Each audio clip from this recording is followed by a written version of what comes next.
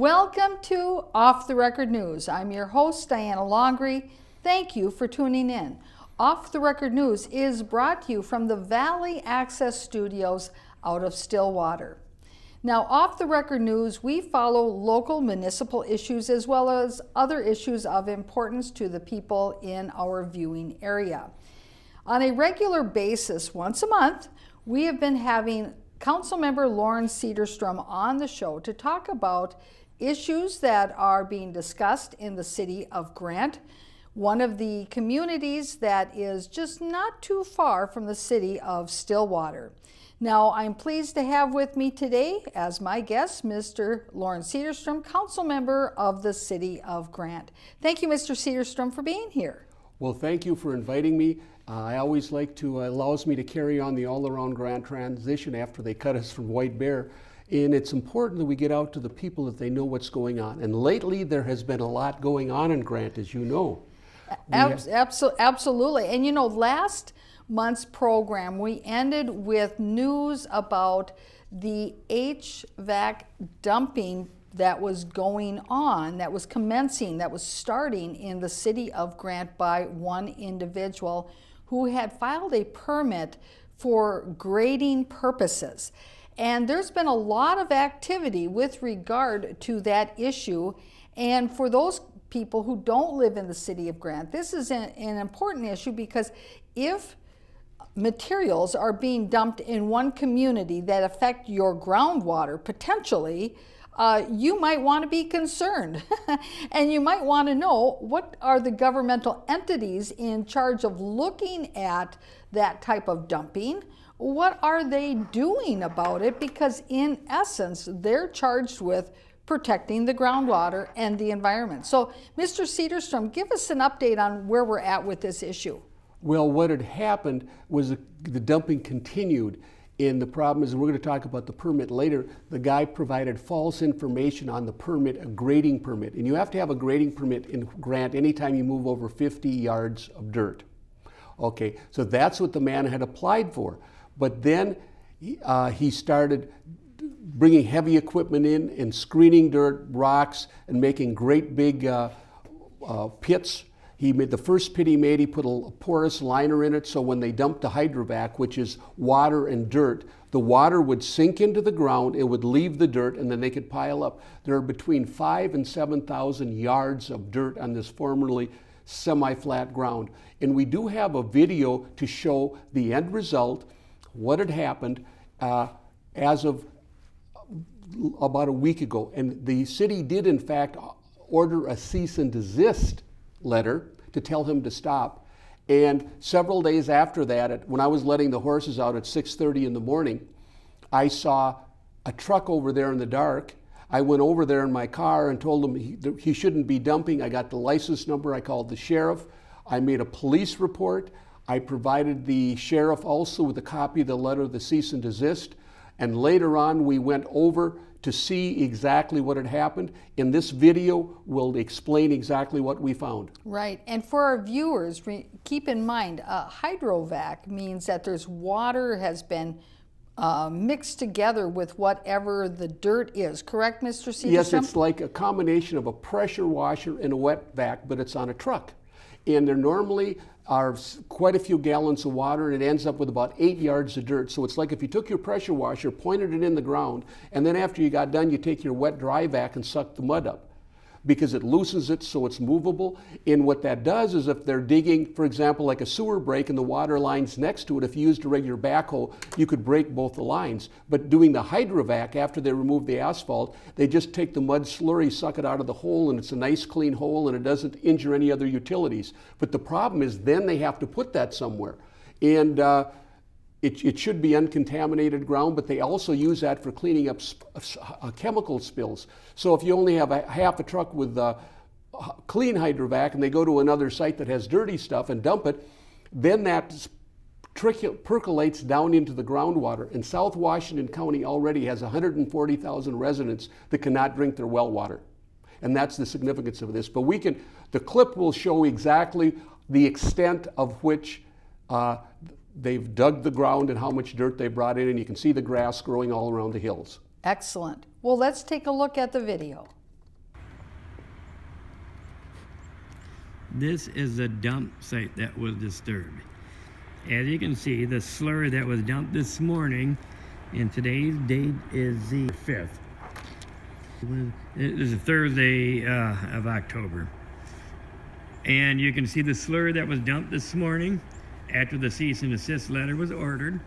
As you scan the area out here in this video, you can see the berms in the background. You can see the high lines. I'm going to pan over, catch the parking lot he installed. And he gravelled the parking lot so his trucks would not get stuck in here. This was not a casual deal. You can see the pit that was dug. You can see the extensive trenching that he has put in here. Actually, you can see we have the deer running through here now, the footprints. This is not a casual household activity. This is commercial in nature. This land goes on and on. There's not a single household deal. I am bringing you further down the line. You can see the pits that have been dug here. You can see how this goes on and on for acres. In the background, you may or may not catch a glimpse of a house back there. But this is the site, probably 5-6 acres in nature, and that's been dug up. You can see the water in the background. You can see how we're possibly contaminating it. Got a piece of equipment sitting out here. And once again, here's a picture of the slurry that was just dumped this morning.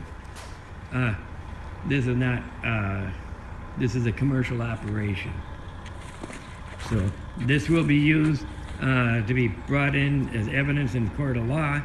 As you can see, the berm that's been built behind here, the road is behind there. They built the berm and put it along the road to hide the activity that's been going on. That voice on the video is Councilmember Larry Lanou, correct? That's right. That's right. And he has joined with you in trying to get to the bottom of what's going on here, correct? Absolutely. They're supposed to have a permit from both Browns Creek, and if you disturb more than an acre of ground, according to the Minnesota Pollution Control Agency, you have to have a special permit. And it's got a long acronym that I won't get into, but they never have, they didn't get either of those. Browns Creek finally came out and signed off, gave them a permit, but he never filled it out and sent it back, so it's a blank permit for him. And we had some problems getting both the attorney and the engineer to go along with this. At first, they wrote a letter in support of it. And you mean the city attorney and the city engineer? Wrote and said that they have all the permits and they never really examined it. And then some phone calls were made, and the head of WSB, one of the owners, said, "Wait a minute, there's something wrong here." Both the engineer and attorney reversed themselves and put made them stop, gave them the letter. And so a week after that, approximately, is when the dumping happened. And they would bring them in early in the morning or late at night. And so that was the setup. Now, what I did is I put it on the agenda for the next city council meeting. And the clip we're going to play right now is, they actually let me talk about it, which was really surprising. But if we play this next clip, it's me explaining what's going on to the council and the people. So if we could play the clip. First of all, as technology changes, we have to change our ordinances to keep up with it. We did it with solar. I mean, we're working with the solar now. Before that, we did the cell phone towers. We've worked through that. And now the situation we're getting into is some waste disposal. Okay, and let me give you a little background on this. I've farmed for 24 years in the city of Grant. This property is across the street from me. The gentleman kind of put some false information on the permits that I've seen, and I have all the permits. I've reviewed them. I've talked to Washington County Conservation Department, talked to Alex down there, I've talked to Fran Miron, I've talked to Pete Orpett. I've talked to multiple people at the MPCA. And one of the things that they did not have was a completed permit for an acre or more of disturbance. Now, this land is across the street from me. I'm very familiar with it. I farmed it for 6 to 8 years, so I know exactly what's in that field. As a matter of fact, there was a big rock that I'd have to pull a plow up over, so I know exactly. I'm very familiar with that. Well, he said there was garbage and crap, but that's beside the point. I witnessed a pit being dug, a liner being put in, and 15 to 20 Hydrovac trucks a day going in there. Matter of fact, 2 Saturday nights ago, there was a convoy of 6 trucks at 8:30 at night in the dark, coming in and unloading, dumping. There's approximately 8 yards. For those of you who don't know what a Hydrovac truck is, it's a kind of a combination of a pressure washer and a vacuum cleaner.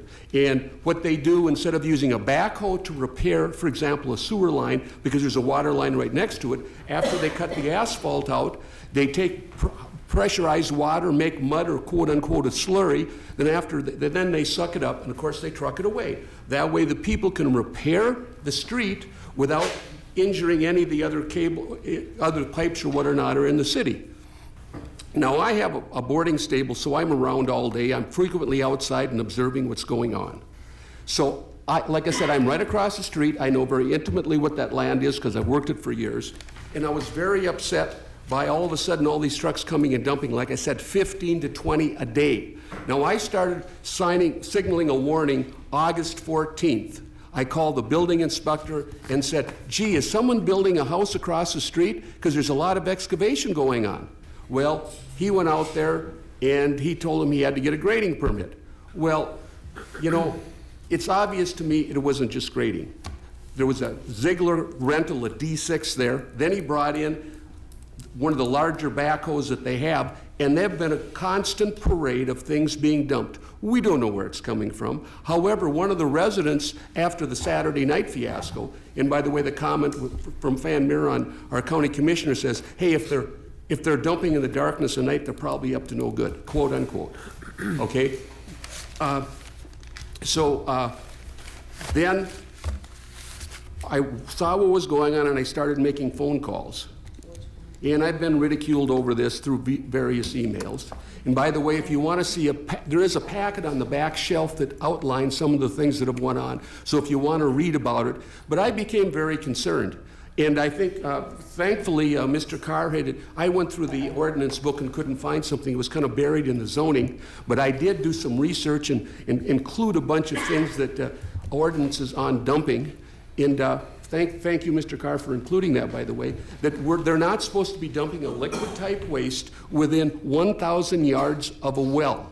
Well, there's got to be 15 or 20 wells within 1,000 yards of where he was going. Loren, I'm gonna stop. I figured that eventually that they would have to interrupt you because in the clips that we've watched in the past, you can barely get out 2 sentences before somebody's trying to interrupt you to stop your train of thought. So I commend you on having so much time to be able to talk about this important issue at the council. Yeah, like Fred Sanford said, I felt like saying, it's a big one, Elizabeth. But it really was, but I had put it on the agenda for discussion and I had backup information, so they kind of had to let me go, even though they hated to do it. But I covered it. Was kind of long. It's kind of redundant to some of the things we've said, but let's go on from there. And what we're going to follow is some of the things that were said. These are much shorter clips. What was said going through the process of discussing this at the council. So if we could play the next clip, please. Is we have to have a moratorium. We have to get up to date with the new types of dumping that we have going on. We have to develop some ordinances so we can regulate this. Look at what happened in South Washington County. I talked to Jenny Yingling, who was with the health department. I've talked to her extensively. She said there's 140,000 people in South Washington County that can't drink their well water. One of the things we're trying to do is preserve Grant as being rural and beautiful, and I'm a near organic horse farmer. I don't even spray for flies. I use fly predators, for Pete's sake, so I'm not completely crazy, but I try to err on the side of safety. And I think we have to get a moratorium, much like we've done in some of the other things like the solar gardens, and we have to get this regulated. We can't let people just come in and start dumping. Okay. The other thing I'm very disappointed about is I've been at this for 6 weeks.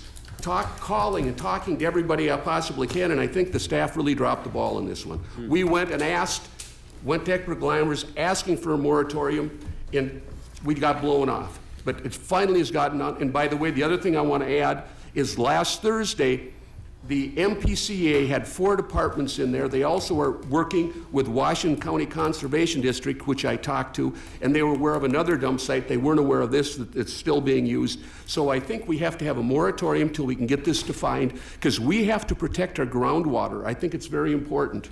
So that's the direction I'd like to see. Okay. And certainly at the local level, asking for a moratorium is something a city council can do. It's within their powers, it's within their ability to say we need to take a step back and take a look at this issue before anything further is done. Well, the interesting thing is, you have to look at the seriousness and tenor of the problem.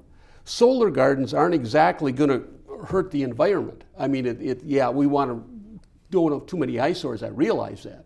But drinking water is a whole nother ballgame, and it should have commanded much more attention than they've given it. And like I said, the staff dropped the ball, they ignored it. Because in many communities, I would think that something of this nature, being commercial as it is, would actually require a conditional use permit. Yes, not only that, it's not allowed in this district. But let's go on to the next clip if we can, and we'll talk on the other side. The point I wanted to make, this isn't just a happy homeowner bringing a couple loads in to fix his yard. This guy runs a company that has 10 trucks. They're tandem axle Kenworths with pushers and pullers. They're pulling approximately 8 yards of dirt with the water. Now, this is a commercial dumping operation. It's not a private citizen. And I think we need to regulate things that are proceeding on a commercial basis, and that's what this in fact was doing. I would like to be able to prove that it was in fact a commercial basis. That's Jeff Huber, by the way. That's a joke. He has not admitted to this day that it's commercial, even though the man has a company with 10 trucks and 400 or 500 trucks have come in and out of there. Well, and it is actually disingenuous to say, well, we haven't proven it's commercial. I would say that it would be a simple thing at that, to just simply see what is the name of the company on the side of the truck, and then go look up the name of that company at the Secretary of State, see that they are a registered business in the state of Minnesota, and as you indicated at the council meeting, there is no residential homestead on that property. There is, but it's his house, and it's about 400 feet from his house, and his name is on this. It's David's Hydrovac. They're located in White Bear. You go on their Facebook page, and it tells you what they do, and that they will even clean up hazardous waste sites. Right. Isn't that special? And that makes this even more disingenuous, because what would be the purpose of putting tons and tons and tons of this slurry into open pits at your residence? Well, it doesn't look like he's starting like a fish farm. Well, the other thing you realize is after they put the slurry in the pits and the water goes in, that's what that huge backhoe was for. That's why you see all those mountains and mounds. That land was almost flat to begin with. And now it's a little mountain range. But let's go to the next one, because the next clip talks about permits. So if we could play that, it's a short clip too. This operation. And MPCA? Yeah, Minnesota Pollution Control, did you have that permit in place before you issued your grading permit, which is required? Was there one issued by the MPCA? Let him answer the question. No, But it is required by the state. if they're disturbing more than 1 acre. And did this ground, was it disturbing more than 1 acre? I did not go out and measure his land. Okay, Brad, let me ask you this. Let me ask you this question, Brad. Brad, let me ask you this. First of all, Mr. Sederstrom, tell us, who are they talking to? Who's They were Brad? talking to Brad Reefstock is the engineer. And one of the things that they're supposed to do before they issue the permit is make sure, in fact, they have an MPCA permit. And he said he didn't go out and measure the land. Well, you don't need a ruler to measure an acre, and especially when it's a corner and it's 4 to 5 acres. And you don't have to be that exact. You know what a lot looks like, and you know what 4 acres looks like. Anything that's that extensive, unless you're blind, you should be able to tell that it's a problem. Well, and also keep in mind, and this is a very common procedural practice of planners, city planners, or anybody who's involved with land use issues, is that everyone knows you can go to the county website and that you can go to the spot where they have it on the county and you can actually put in the coordinates of the land that you are interested in, and they're right for public viewing as public data is the information on that parcel of land so that you can identify exactly how many acres it is simply by using the county data that's readily available, and planners do that every single day. And it's scalable, so you Yes. can look at that. When you put it on your computer, you can figure exactly how many inches it is. We just had that come in. It was Larry's conditional use permit that they wouldn't accept it, but he took it to a company, they scaled it, had it notarized, and the city had to accept it. But Because the judge said that is okay. yes, they See, did. so we know that that is possible. We know that that's what planners do all the time. And so to say they didn't go out there to measure it, you don't have to go out to measure it. You can do it from the comfort of your desk. Okay, let's go to the next clip if we could. Taking a look at the grading permit and seeing if we can tighten that up. Is that something you'd entertain? Absolutely. We have to change the procedures. And this, this was a very, just a very strong misuse. I read the grading permit and what the guy said. Well, I don't think. And what I'm saying, there's not enough information on there for them really to work on. We have to spell it out better. They have to know if they're messing up more than an acre. The other thing we have to direct, you and I obviously are looking at this from different points. You're saying a guy dumping, and now this has been since August, in 6 weeks, even if they just do 10 trucks a day, that's almost 500 trucks. There were 600 trucks dumped. That is commercial. We have to define what commercial is. Okay. On 3 acres, he's put approximately 30,000 or 3,000 to 5,000 minimum yards of dirt there. That is a commercial operation, and we have to define that in the grading permit. If you're a happy homeowner, you can do some things, but if you have a company and, this isn't just like a contractor bringing, 5 yards of sand home because he's going to lay blocks the next day. This is a commercial operation, and we have to define that. He needs a conditional use permit for that. We understand, and I think the good place to start on He's that potentially is the contaminating tightening our up water the grading permit so that that information is available for us to do the enforcement, because without more information, we can't do the enforcement lawfully. We find ourselves in a very bad place. Mr. I agree. The point that you made about defining what commercial means, I think is excellent. Because what one person thinks is commercial may not be what somebody else thinks is commercial. And when you get to that point of enforcement, you need to be able to identify what commercial means. Well, this is so ridiculous. You understand on jobs they have things left over. If you're a bricklayer and you have a pile of sand, that's one thing. You're working out of your home, and we have home occupations out there.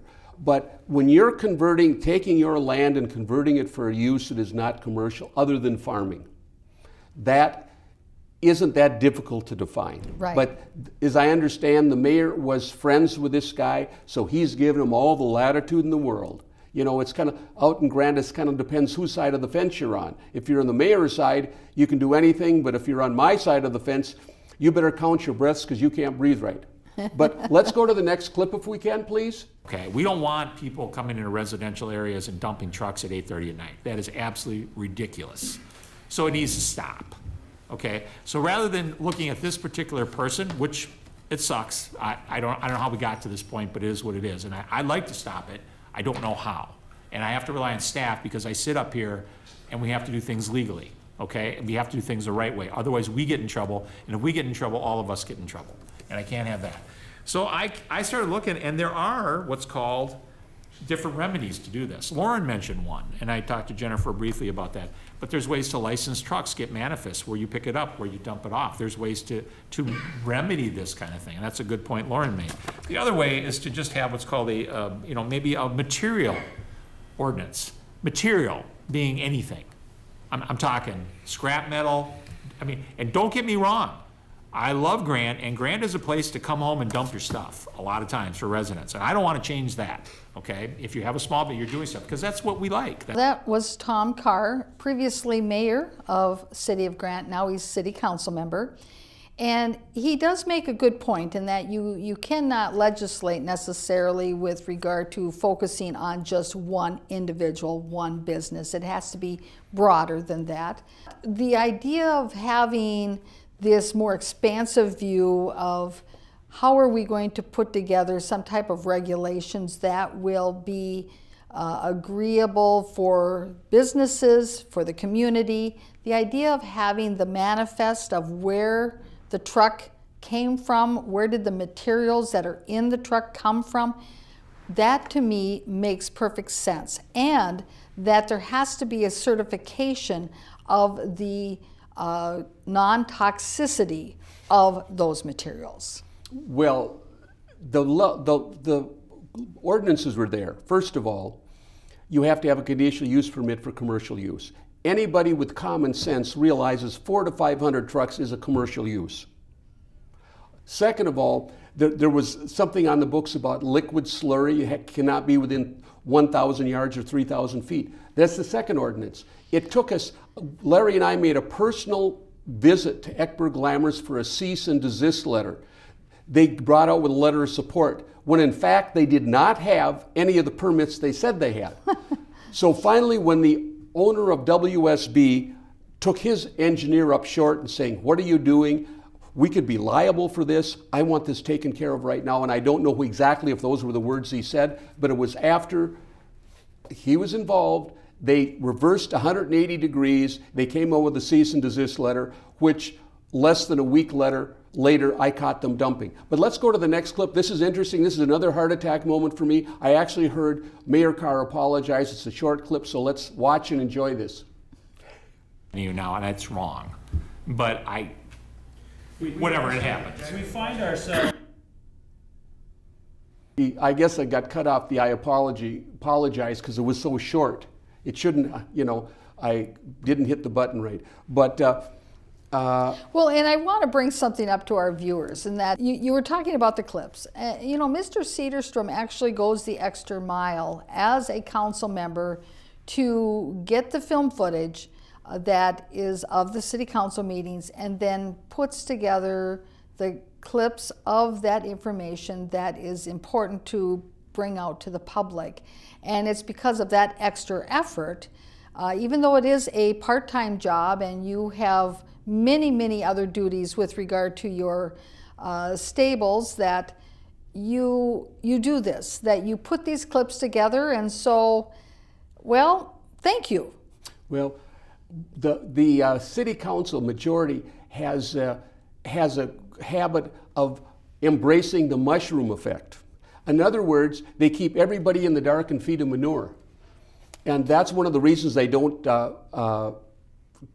tape public comment. We used to have that tape so citizens could raise concern. That doesn't go out on the air. The other thing is interesting, and we'll be coming to this. The other night on the agenda was solar gardens, and the ordinance had been through the planning commission twice, had been revised once after it was originally written by the planner. And you should see the surprised look on her face when they were picking the ordinance apart. And the reason they were doing that, they wanted to waste time until 9 o'clock when most of the residents leave if the meeting drags on that long. And that's one of the reasons I do these clips, is because the meetings, they go from 7 to 10, they're so boring and long and contentious. Most of it is just garbage, and you want the important succulent parts, the important stuff that happens, and that's why I do it. But again, they want to keep the residents in the dark. They don't want to share the information, and that's why they're doing what they're doing. But let's go to the next clip and see what that has to say. One of the things I was made aware of that one of the things that they do, in fact do with these Hydrovac trucks in North St. Paul, they're currently hydrovacing out the sludge of the bottom. Now, there's heavy metal in some of those types of things, and Lord knows what, in some metropolitan areas, what they put down the toilets. So my concern is you can't, it's not realistic to measure every truck that comes in, but we need to have a manifest so we know where the stuff's coming from. Yeah. And that's the point. And I think if we have to restructure the grading permit, and you're right, 14 days, something like that would be fine, but we also have to define it that in fact it's not a commercial operation. You know, there's been several dumping sites, and I've talked to Washington County about this, that they're chasing, and some little old lady's 80 years old and got a 20-acre field, and some guy says, hey, she's on Social Security, hey, I'll give you $500 if I can dump in your field. She doesn't know what's going on. So what we have to do is be proactive and set it up so it isn't so easy for someone to abuse the law, is what I'm saying. No, I got you, and I got you, but. But yeah, with the mayor, there's always a but. Oh, yes, but. Oh, you're right, Loren, but. You know, at the April, I asked them at the March meeting, they wouldn't allow me to speak at all. I said, Mayor, I raised my hand and waved my hand at the end. I said, Mayor, will you be allowed to allow me to participate in the April meeting? And we had that clip on. It was kind of humorous. But let's go to the next one. I totally agree with them. This is a commercial operation. There's no doubt in my mind, I think, in my opinion. Okay, what do you do? Well, what do you do? Okay, so the issue for me is use. What are you using it for? Because I don't think there's anybody in Grant that if you were literally using, and we do that a lot. I think we ask those questions in some of our permits or CUPs or whatever, that what are you using it for? Are you filling in a spot because you want to put a pole barn? Are you filling in a spot because you want to put your house? And if you're going to do that, you'd hope it'd be clean fill, because you don't think they're going to dump dirty fill and then build their house on top of it. But if you're just coming to put it there because you can, is that what we want? I don't want that. I just don't want you to come in and just dump because you can, because it costs $200 to take it to a gravel pit and dump it. Disagrees with that. So I think. Method. No, Method. I know, that's what I'm trying to say. So what I'm saying is I'm trying to flesh this out because I'm not sure of the correct method. At least you've got a third member of the council who agrees with you and Councilmember Lanou that this is a commercial operation. And I think it would be hard pressed to say it wasn't a commercial operation and that this dumping was being done for the residential property owners' personal needs and purposes. And certainly if this gentleman's company is taking money from other entities or companies or people to remove this material from some other site and dispose of it somewhere else, and this is a way for him to alleviate paying a dump site a dumping fee, I think it certainly is commercial. Oh, I would agree. Now what we're going to do is I want to read part of the actual page 1 of the grading permit of what the individual wrote. Describe the proposed work. I want to screen some rock, period. Clean up a pond for the ducks and other wildlife. I want to plant trees. The property was neglected by the previous owner and I want to make use of my land. Number 2, how does a proposed land reclamation affect drainage? Not at all. Number 3, are wetlands and ponding areas on this property? What size? It used to be a pond, not sure what class. I'm not filling in anything. What is the restoration plan? Let the grass go around and make sure it doesn't affect any of my neighbor's environment. Okay, that's what he put on his grading permit. And he's brought 5,000 to 7,000 yards of dirt in. It looks like a small mountain range over there. So again, we're going to go to the next chapter in this. We're working on it, and so that is pretty much what we have about the Hydrovac dumping. And hopefully everybody's familiar. And we'll have the next show. I will bring you hopefully a conclusion to it, though I wouldn't bet on it. We're going to shift gears a little bit. So what we're going to do is we're going to go to the next clip if we could, and we will talk on the other side. Mayor, I'd like to make a motion to remove a couple things from the regular agenda. Mr. Carr, what would you like to remove? You need a second to do that, or no? Well, discussion you might or no? want to talk. You might want to Okay, talk about whatever you run. You're running the meeting, sir. Yep. They've changed the rules that saying anything being removed by from an agenda or consent agenda, there has to be a motion and a second, and it has to be voted on by the full city council. But as you see here, if one of the majority wants to remove something from the agenda, there doesn't need to be a second and there doesn't need to be a vote. They remove it. This is how the voice of the majority should prevail, but the voice of the minority should be heard. And that's the important part of democracy. We need dissenting opinion to enhance, and sometimes people change their minds because of that. So like I said, this is some of the little tidbits I pulled out of the meeting. And you need to have consistent rules so that the members of the council know what to expect and how to conduct themselves. And so even Tom Carr was under the impression that he needed to have a second.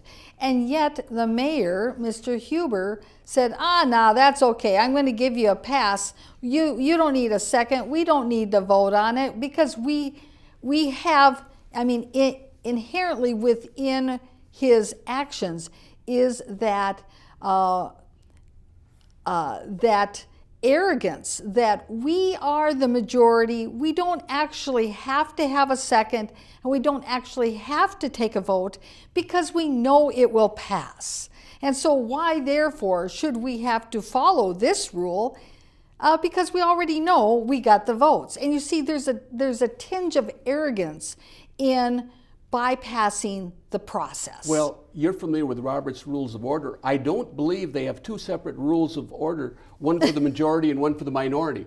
That says the majority doesn't have to follow these rules, but the minority does. But let's go to the next clip, and we'll talk about that on the other side. Did provide our city clerk an email providing information on the gas tax. I see it was not put in our package, so it was provided, it was sent. But that's okay, I can go over that briefly as we allow that to be discussed. We were invited to go down to the state legislature. We did meet with the legislature, and we did discuss this. The city council and the staff was invited. Mr. Sederstrom and myself took the time to go down there, so we will update you on the discussion, the tax, gas tax bill. Town hall use policy. What has to be in a packet? Didn't you review your town hall policy before you came here? The citizens of Grant have been denied the right to use their own town. So from what I can gather, then Councilmember Larry Lanoux had a packet of information that he put in the back of the room for the public to have access to while he was discussing these items, correct? Well, one of the things that was in that packet was the snipey emails, condescending, offensive emails that Mayor Huber had sent to concerned citizens who were complaining about the hydrovacing. The other thing he was talking about in this particular one was he wanted a discussion of the town hall policy, which we all know and all use. Why would you have to put it in there if that's an issue that we want to discuss when you know, in fact, they know what the policy is? So that was the problem there. So what they routinely do, unless we have mountains of documentation, and for example, on this gas tax, he'd put an email, but the clerk didn't include the email. So in other words, what I have to do when I want something there, I have to print it off and hand deliver it to the clerk. I many times will use email for backup, but you have to dot your I's, cross your T's, and call the Pony Express to get things in. Right, and I do want to make a point here too, is that in compliance with the open meeting law, that in this instance, Mr. Larry Lanoux is talking about something and referring to some documents in a council meeting. And under the open meeting law, those documents that are being discussed and reviewed by the council are to be available for the public so that they have access to view what the discussion's about. And so in compliance with the open meeting law, Councilmember Larry Lanoux had them in the back of the room like that. And I think that that is an important point to note, because we also see oftentimes at these meetings, and not just in the city of Grant, where council members will be talking about documents that they're hanging on to, that they're holding on to and waiving, but they don't have a public copy available as required under the open meeting law. So I commend Councilmember Lanou on having those documents there for the public. That's one of the ways they try to stifle us for discussion. Now, these are items that are up for discussion that we want to talk about, something that we want to put on the future agenda. And so what they're doing is basically, unless we have a bunch of documentation, they will not even discuss the topic that we want to discuss. So we have to have hard copies. Now we're moving along, and now we've covered the main area, but as you see, we've been talking about different issues, and now we're going to be talking about something else. And what is coming up now is we're going to be talking about the solar gardens. But what was interesting about this, like I mentioned earlier, this ordinance was brought through the Planning Commission twice, was revised once by the planner, and then they're bringing it to the City Council. Well, the majority did not want to discuss this commercial dumping in front of the full house of people that were there. So what happens normally is about 9 o'clock people leave. So what they did is they picked this apart, the solar garden, because there is, for solar, this is just a small cooperative, not a big commercial. And it was defined, there was only 4 or 5 places in the whole city that you could even have one of these, so it was extremely limited because you have to have 20 acres on a county road. And so what they did is pick it apart and drag the discussion out on their side.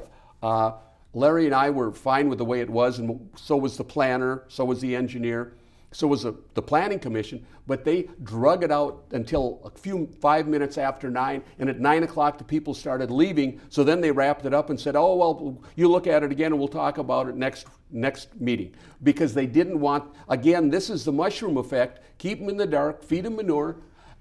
They don't want to bring the issues out and let the people see them. So if we could play this clip, you'll see the culmination of this. Okay, so my understanding with the motion and the second, if that were to pass, this draft ordinance would be approved with the elimination of the residential portions. Right. If that motion were to approve.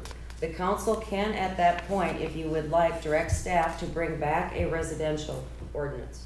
Or you can leave it at that. This would be approved as the motion was made. Yes. But we can direct staff to, if the council wants to take a look at residential, we can go ahead and direct staff to bring that back to us next month, okay? With all due respect, tying these two together because they both pump. Well, one thing that I wanted to bring up, Mr. Sederstrom, is that you were talking about how things were orchestrated in the meeting timing-wise so that the big issue of the evening, the Hydrovac dumping, was going to be discussed after 9 o'clock. And that the issue about the solar gardens was drug out so that people got weary waiting for the big topic. Is that correct? Yes. Did I get you right on that? Absolutely. They drug this out for an hour. 1 hour they were picking it apart, and just because they're both feeding into the electric grid doesn't mean that we can have a homeowner and a cooperative, and these are smaller. What Right. it is, it's a small co-op that starts and you can buy shares in, and what happens then is if you buy a share and they sell electricity to XL Energy, you get a discount on your electricity bill.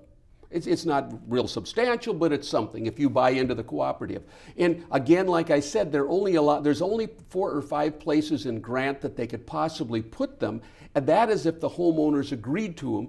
And so far, only one property owner has agreed to do that. So it isn't like they're going to be all over the place. And something I want to point out that certainly supports your theory is that you told the viewers that the Planning Commission approved the proposal that was in front of the council, correct? Mm-hmm. And we know from past shows that the majority of all the people on the Planning Commission are folks who support Mayor Huber and his council majority, correct? Absolutely, they're minions of them. So there wouldn't have been, if we were looking at this assumptively, there wouldn't have been any reason for Mayor Huber and his council majority to question the recommendations and the support of their cronies who are all on the Planning Commission who approved this.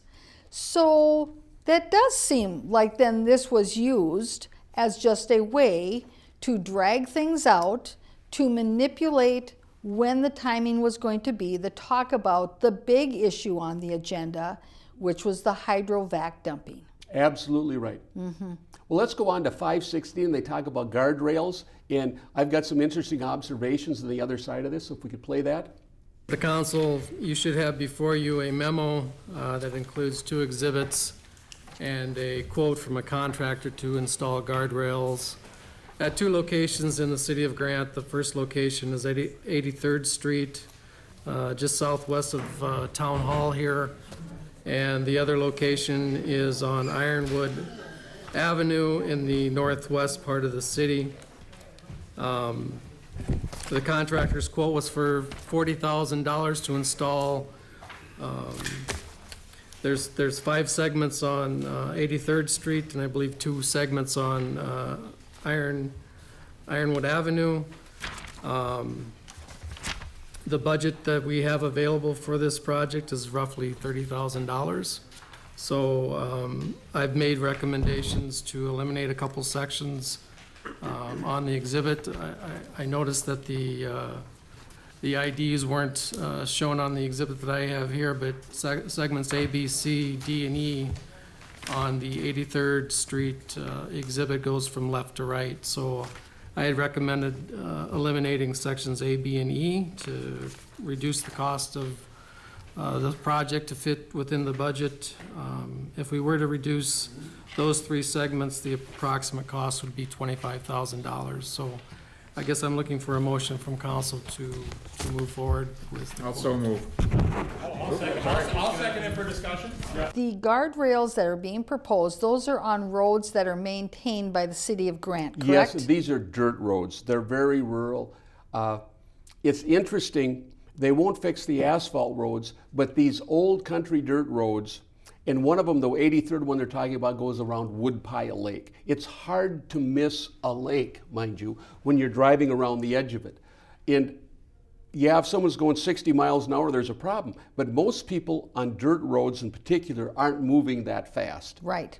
And the other question that I would ask in regard to this plan of putting up guardrails, because guardrails can be important, they can serve a very good purpose, but generally they're put up in areas where there is a known hazard, where there is known danger, or that there is a substantial number of accident reports that substantiate the installation of the guardrails. So was any of that done? Well, there may have been some people in the winter sliding off the road onto the frozen lake, but it isn't a high traffic area. A lot of people avoid the dirt roads, and it just seems to be, in terms of priority, this priorities, and if you have 10 items, this priority is about a number 7 when they're putting it to a number 1. And it doesn't make sense. Now, where they really need guardrails, we had Jocelyn in Keswick flooded this year, and a private contractor put pumps in. They pumped it through Indian Hills Golf Course to lower because the road was completely flooded. Well, they raised the road approximately 2 feet, which made a much deeper embankment.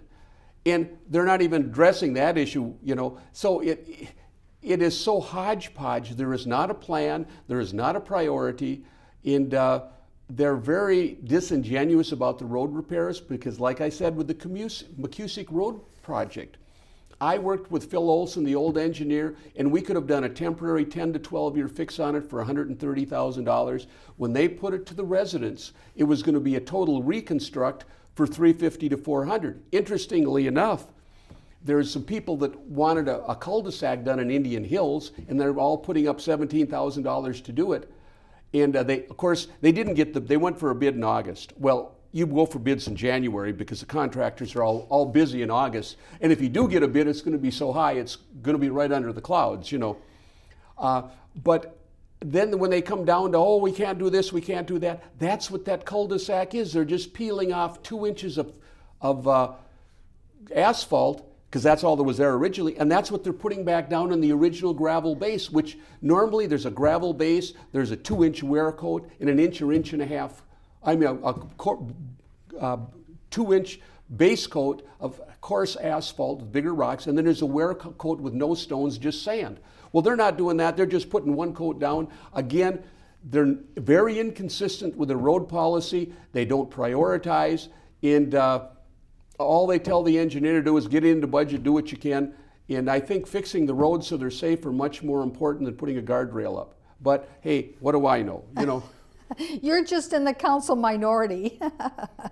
So what's our next clip? We've got about 10 minutes left of our program. Okay, let's play 518 if we could. Council members, phone calls and personal visits will not be seen by the city as their responsibility to pay that bill.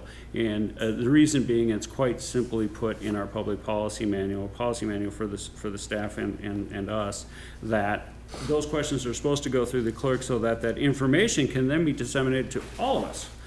So that we're actually spending money wisely, and I know we're all concerned about spending money wisely. So that's what I'm going to tell everybody. That was my council update. That's been sent out to the staff, to the consultants, and they know not to do that any further. What is Mr. Huber talking about? What Mr. Huber is talking about is, for example, when I saw the hole being dug for this Hydrovac, I'm not supposed to call the building inspector and say, hey, do you know what's going on here? I just said, I'm curious. There looks like they're building a house. Do you know what's going on? And he went out there and said, oh, and he called me back and said, no, they're not. I made him get a grading permit. We're not supposed to talk to the planner if we have an issue. We're not supposed to talk to the attorney, because we, in fact, went to the attorney demanding that he put a cease and desist in this Hydrovac.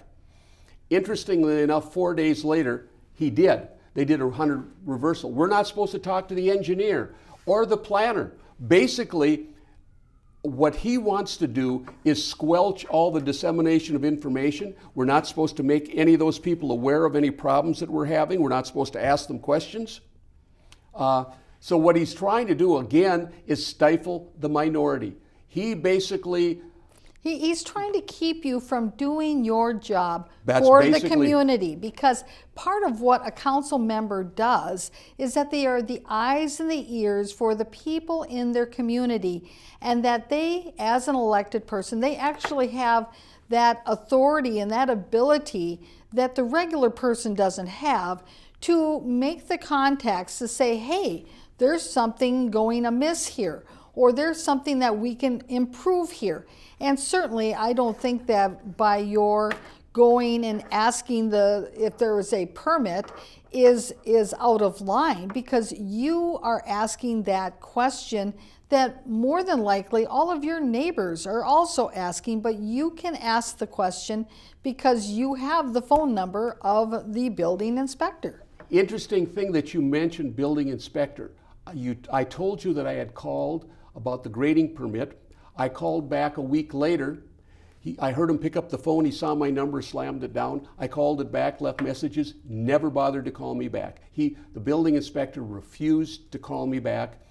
And isn't this the same building inspector that refused to go out to Larry Lanew's property to review what he had to review for Larry Lanew's conditional use permit application? And what's very interesting about that is that same building inspector, because in April of last year, he had a chimney fire.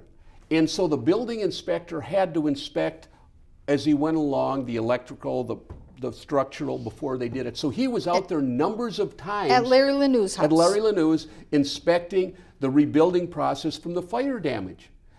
But they refused to let him go out or to see this. The planner wouldn't meet with him either. And the planner said, well, you have to go to Landmark Survey. And he called Landmark Survey, and they said, yeah, we'll do it for $8,000. And that kind of took him aback a little bit.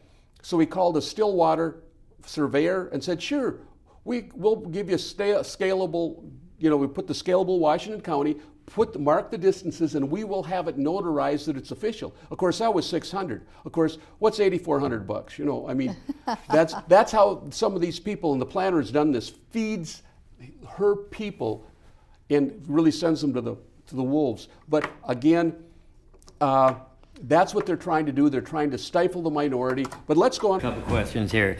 Now, earlier, Mayor Huber said he's going to put together policies and procedures that councilmen are not allowed to come to talk to you, come to talk to our attorney already without in the public direction. policy It's in our public procedures, already policies. there. And yes, that policy is meaningless because it wasn't until Councilman Sederstrom and myself come in asking for a cease and desist on this order, we have proven through documentation that they did not have a Minnesota pollution control permit, which was required. So, Brad, in the application that you put in for the permit, you didn't have a full legal description in a permit application. You said that they had 25 acres when indeed documentation shows they have 3. You failed miserably in doing that. Now, I told our attorney that if he did not order a cease and desist, I would try to go to a judge and get a writ of mandamus ordering that this be stopped if he cannot prove that all precautions have been taken. Now, how is it that Councilmember Lanou is talking about that policy. Oh, absolutely. And about really that this policy has the effect of hobbling the council members from doing their duties as representatives of their community. And this is a great example in that nobody who represents the city is out and about in the community seeing what's going on. And they need extra sets of eyes is what they need. Exactly, and the council members are the people in the community, and when you have a community as small as the city of Grant, where you only have one employee, and the other folks that are hired are all on contract basis. And they're part-time. And they don't live there. How would they ever know what is going on? And keep in mind, the city of Grant is not a Plan B city where it is run by a city manager. And that's why the council members need to have that authority to be able to take action, to contact the people who are hired to help with the administrative processes. Let's shift gears and go to the next clip, which I believe is 5:30. as much as we are Hydrovac. If you go to his website, you will see he cleans up environmental spills. So when he cleans up an environmental spill one day and he dumps half of his load out there, or he only has half a load left and he goes to another site, we don't know what comes. So Hydrovac trucks are a lot more susceptible to contamination than, say, a dump truck that just picked up, a corner off a lot where they dug a basement and brought it out. Hydrovac is a very specific, and he says he has sites around the whole Twin Cities, and he just asks farmers to do it like he says. But if you look at his site, he says he goes to environmental places and picks up spills. I know what Hydrovac trucks do. They go, clean out septic trucks. It's not like a milk truck that delivers milk all week long, and on a weekend, the milk truck's not allowed to go out and deliver gasoline on the weekends. So make it very specific to Hydrovac, because that is the biggest issue here, and that's gonna be what's gonna contaminate our... He makes a good point, and this issue, again, about a council member being able to go out into the community to do some investigation, to provide that information to those in the city who are doing the administrative services is highly important. And in our last show, just in wrapping up this program, I believe in the last show, you had indicated that one of the neighbors was so concerned about where these trucks were getting their materials from that they actually followed one of the trucks. And where, again, did they follow them to? They went to 3M. Building 260, which is a chemical research building. In the further information I got, they had to take all the underground utilities out because they were getting eaten up by acidic soil. Very good. So again, it's important that council members are active council members and not just sitting there with their rubber stamp. So Mr. Sederstrom, I want to thank you very much for being here for this week's program. Thank you for having me, and hopefully I will be bringing an epilogue next month. It may not be over quite that quickly because it's going to be interesting to see if they're going to actually have a moratorium or not, because this is the mayor's friend that's doing it. I'm sure he's going to want to extend it. There'll be many more developments, though. I'll keep you updated. Thank you. And viewers, thank you for tuning in. We'll see you again next week. Bye-bye.